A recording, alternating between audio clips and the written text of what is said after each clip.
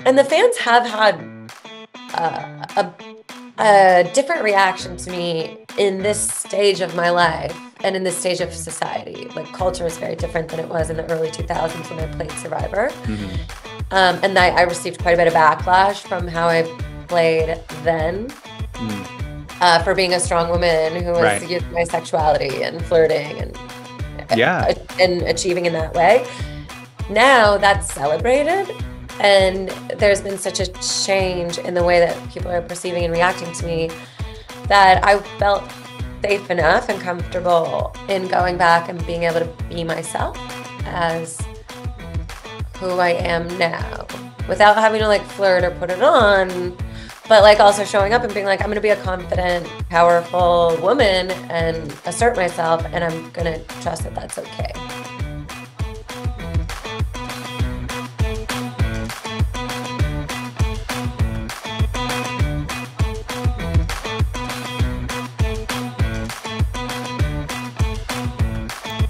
I want to gab. Okay, so today we're gabbing with reality TV legend Parvati Shallow, who has already proven herself to be one of the best people to play Survivor, a competition she played 4 times, won once, runner-up 1 time before she appeared on this second season of The Traitors, which is one of the better reality TV seasons I've seen in a very long time. And, Parvati doubled down on her reality TV prowess, and she did successfully get very far, but ultimately the faithfuls got her. Parvati, it's an honor to have you. I've watched Survivor since season 1. Thanks for being here. How are you? Cool. Thanks for that intro. I'm doing well. How are you? I'm good. So last week's episode was when your time on the Traders came to an end. What's it been like sort of parsing through the reaction to everything? Because I think part of the fun of this season has been the conversation online as well. Oh, the memes are wild. They're coming fast and furious. The headband memes, the squinting and pouting faces that I've been making. Iconic. Yeah, that's been really fun for me to engage with the fans and repost the stories that they're tagging me in. Yeah, I've been having a lot of fun. Yeah. I think people should know. I think I read somewhere that you were directly inspired by Blair Waldorf to do the headband thing. So people need to know that. I want to make sure people are aware that that was the inspiration. Absolutely. I was like, who is like, which kind of role can I step into to play this game to the fullest, to give myself permission to go outside of my own self and my normal day-to-day life?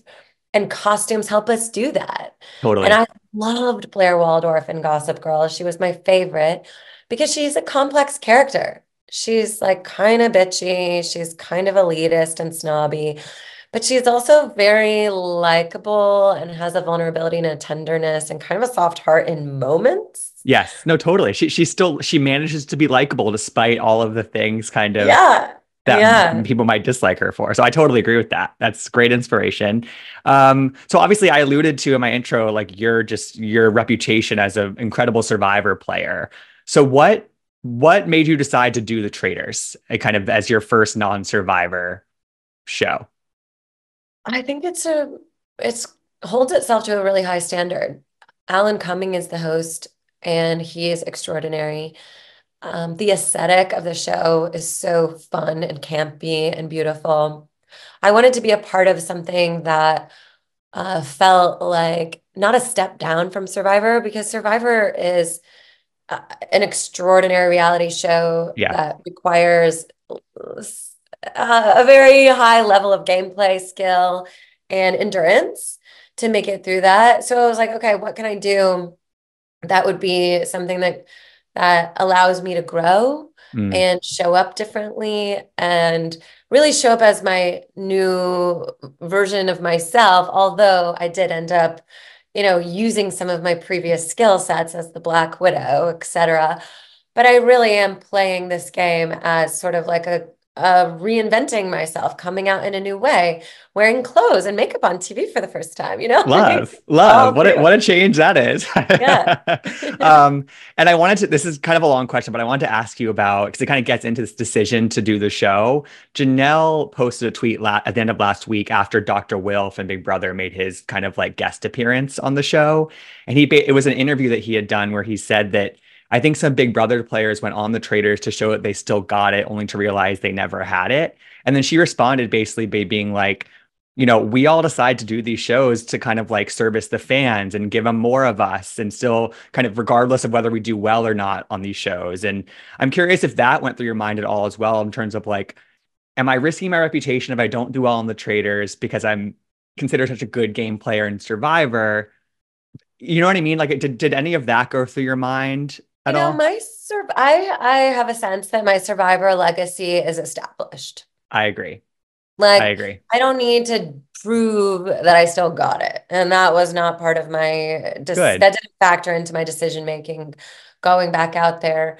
I had a lot of conversations with the production team, though, from Traitors to like really hear out what their plan was for me, why they wanted me, because I do have quite a bit going on in my life, and my daughter had just started kindergarten, and it was kind of a tricky time to leave my Yeah, home of and leave course. my kid for that amount of time without any contact, with all these transitions occurring in my personal life. So I needed to be convinced, and they really got me there. And I really heard them out about like this being something that they were putting a lot of care into the casting of it, and considering the different personalities and considering what they wanted from the show. And they really wanted it to up level reality television competition. And I said, I would love to be a part of that, especially because they were pulling greats from Totally. different arenas and putting us all together.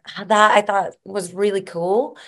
And the fans have had uh, a a different reaction to me in this stage of my life and in this stage of society. Like, culture is very different than it was in the early 2000s when I played Survivor. Hmm. And I received quite a bit of backlash from how I played then, Mm. for being a strong woman who was Right. using my sexuality and flirting Yeah. and achieving in that way. Now that's celebrated. And there's been such a change in the way that people are perceiving and reacting to me, that I felt safe enough and comfortable in going back and being able to be myself as who I am now without having to like flirt or put it on, but like also showing up and being like, I'm going to be a confident, powerful woman and assert myself. And I'm going to trust that that's okay.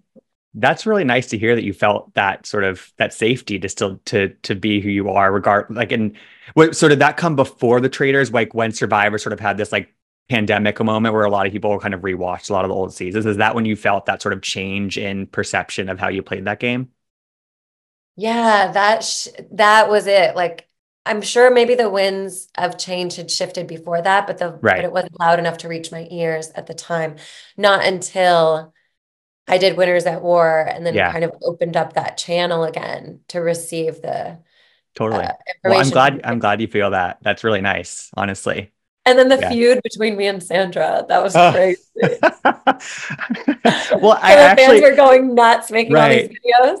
I actually wanted to ask you about that, which was like, I think you said in an interview that it was Peppermint Peppermint had that moment where she sort of brought you guys together really early on the Traitors. And do you feel like that sort of curtailed any feud that would have blossomed between you and Sandra within this second season of the Traitors? Oh, I was so grateful for Peppermint. That moment it just could have gone so Yeah. badly. And Peppermint is just this angel from heaven who brought Sandra and I together and just squashed it immediately. Hmm. And to Sandra's credit, she was open to it. I was open to it. So we were both willing to immediately kind of bury the hatchet and move forward.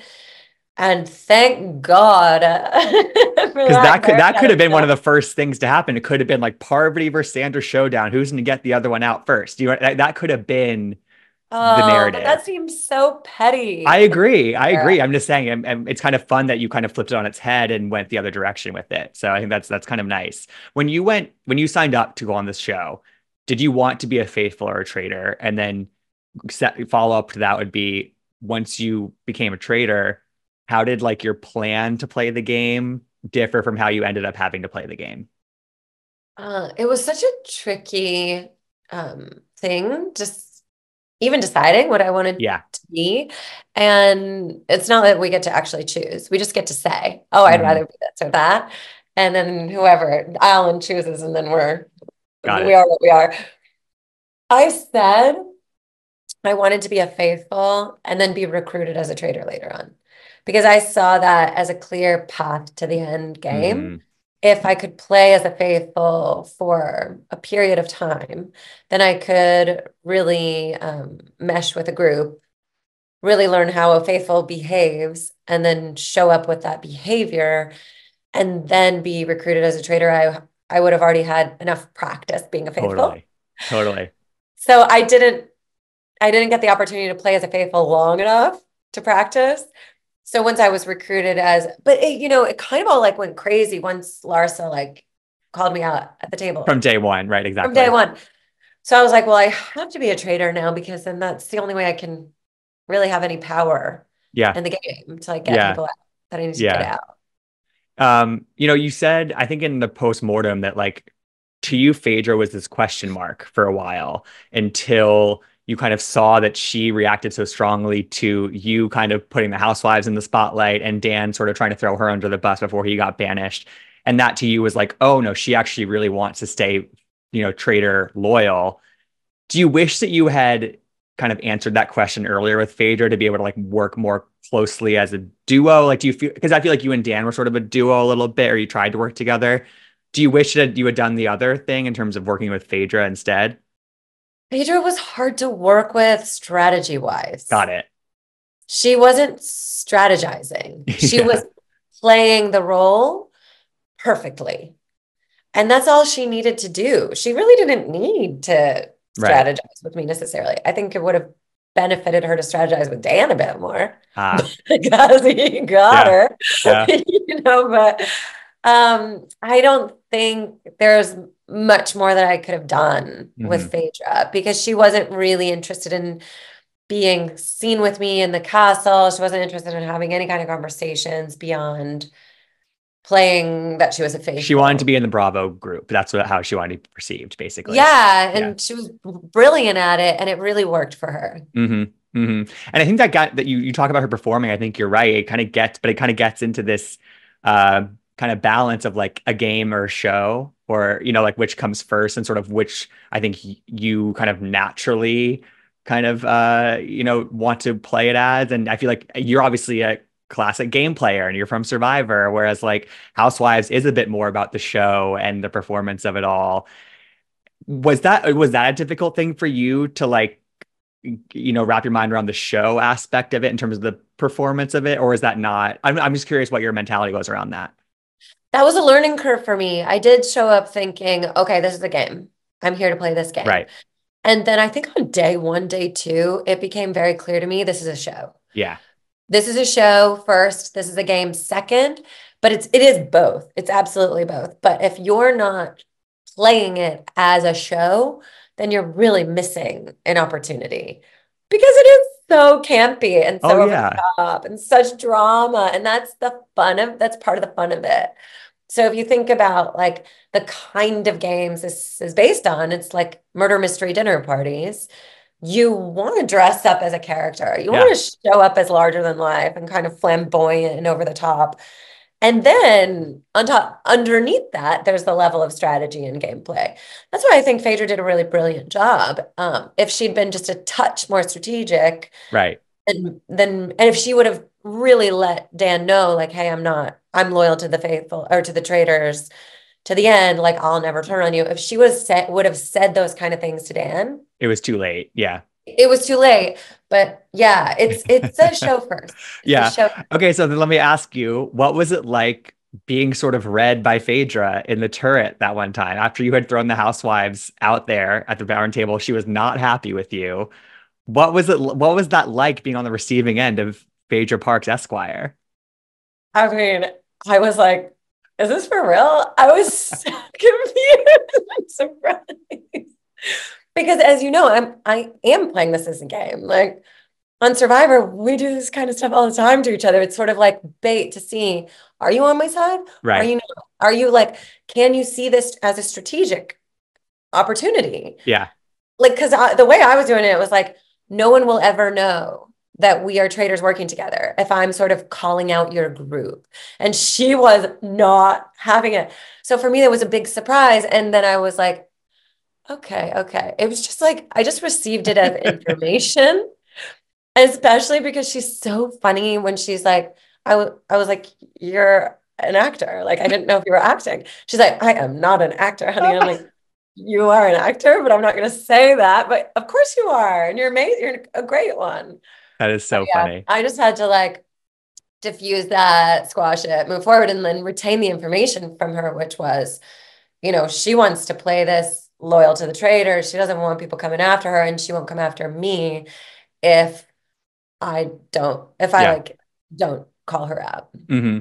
So towards the end of your run, we see you and Peter try to make something work. There was sort of this like loaded conversation that you two had in that sort of dining area, which was really interesting.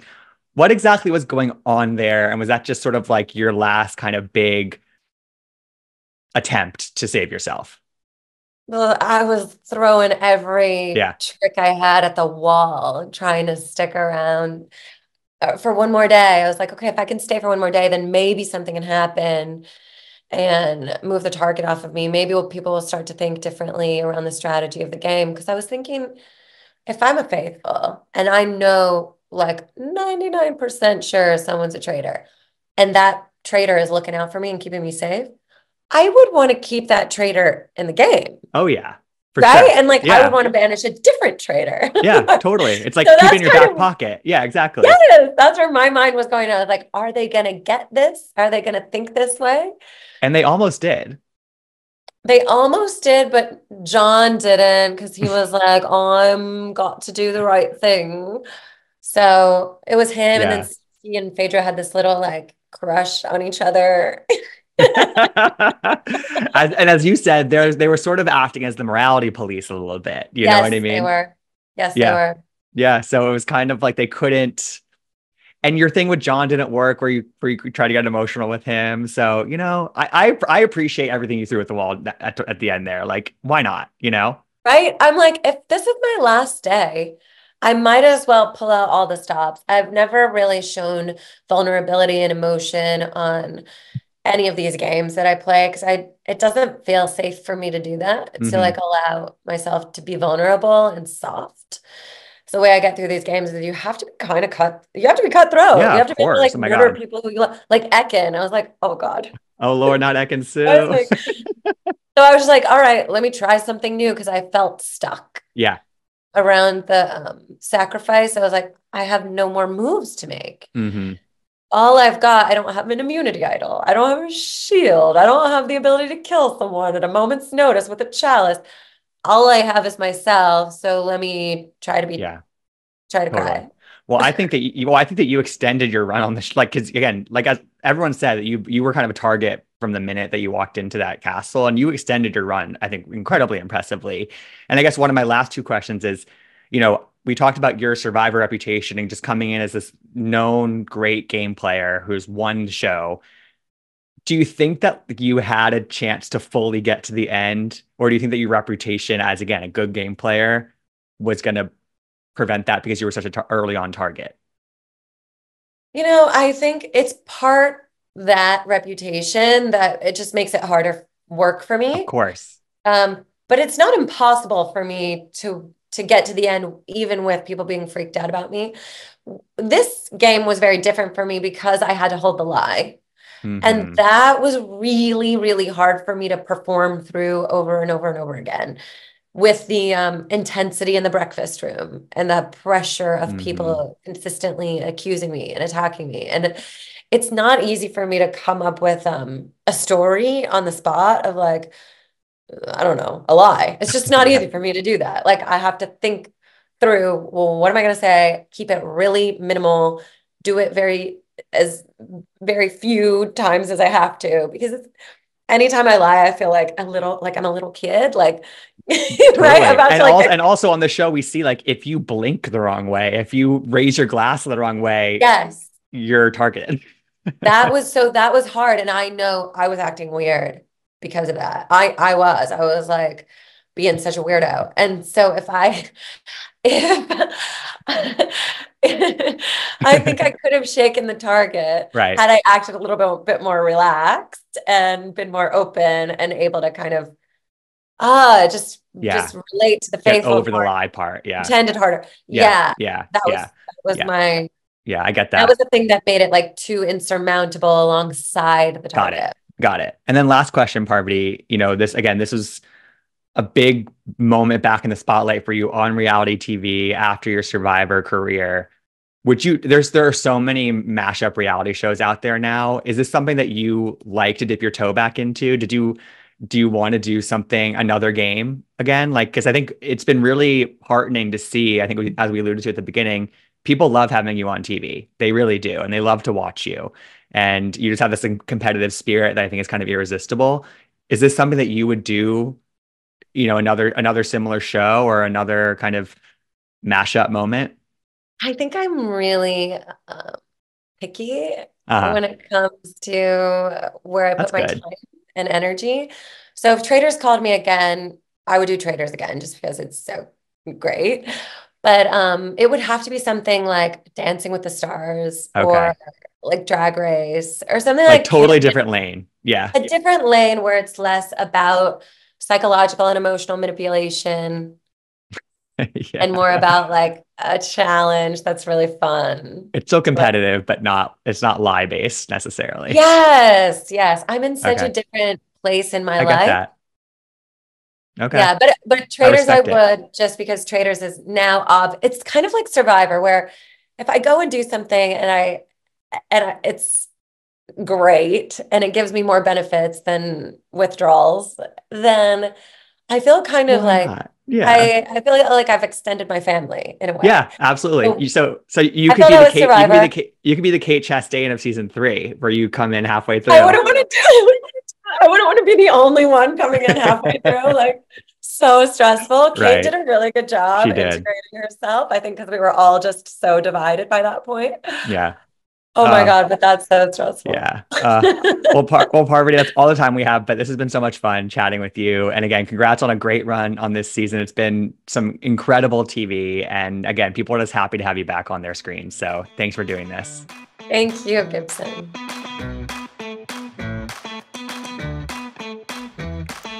I want to gab.